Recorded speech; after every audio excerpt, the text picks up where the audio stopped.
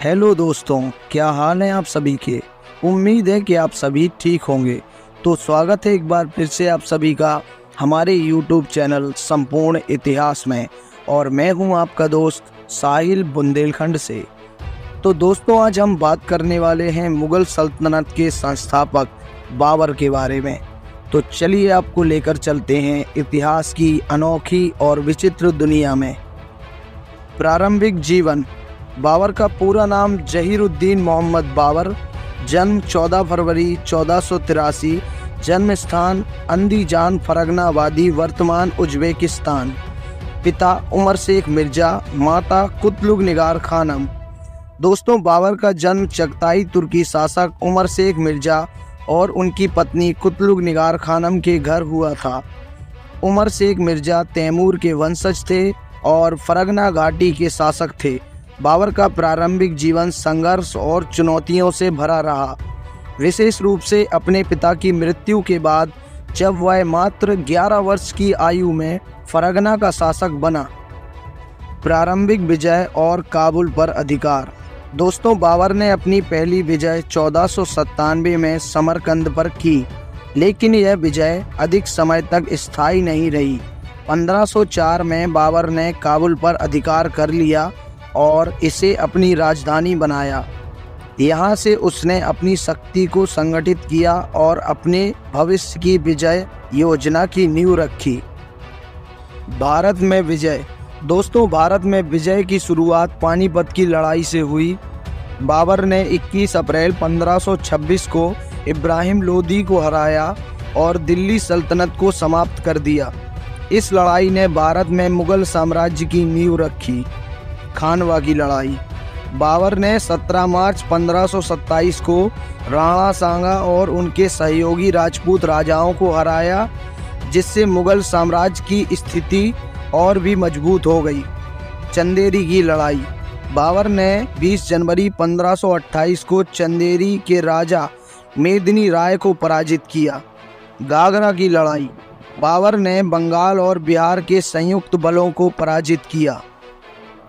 प्रशासन और संस्कृति। बाबर एक कुशल सैन्य नेता होने के साथ साथ एक संवेदनशील कवि और लेखक भी था।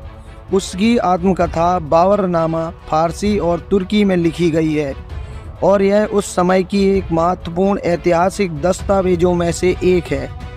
बाबर ने भारत में कई बागों की स्थापना की, जिसमें काबुल का बाबर बाग और आगरा का राम बाग प्रमुख हैं। उसे प्रकृति और बागबानी का बहुत शौक था। व्यक्तिगत जीवन। बाबर का विवाह 1501 में आयशा सुल्तान बेगम से हुआ था, लेकिन यह विवाह ज़्यादा समय तक नहीं चला।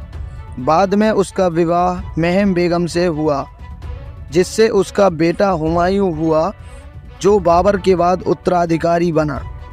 मृत्यु। 26 दिसंबर 1530।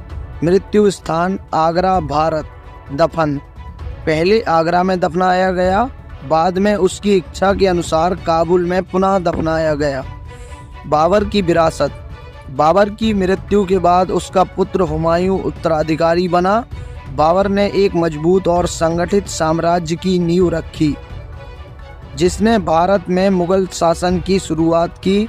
उसकी विजय और प्रशासनिक सुधारों ने मुगल साम्राज्य के लिए मजबूत आधार प्रदान किया, जो कई सदियों तक भारतीय उपमहाद्वीप पर प्रभावी रहा।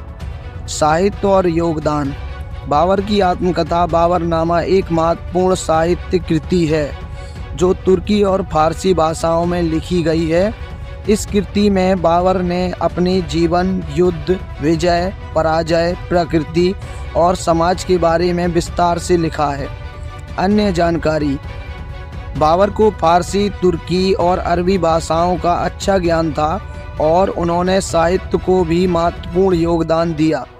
बाबर की गहन सैन्य कुशलता और रणनीतिक प्रतिभा ने उसे एक महान योद्धा और विजेता बना दिया। बाबर ने अपनी वीरता, रणनीतिक कुशलता और साहित्य संवेदनशीलता के कारण इतिहास में एक महत्वपूर्ण स्थान प्राप्त किया। उसका जीवन संघर्ष, विजय और संस्कृति का संगम था। जिसने उसे इतिहास के महान शासकों में से एक बना दिया। दोस्तों, हमारे द्वारा दी गई यह मूल्यवान जानकारी आपको कैसी लगी? अगर हमारी वीडियो आपको पसंद आई हो तो कृपया हमारे चैनल को सब्सक्राइब करें और बेल आइकॉन को भी प्रेस करें। हम जल्द ही हाजिर होंगे किसी महान व्यक्ति के व्यक्तित्व के साथ। तब तक के लिए धन्यवाद।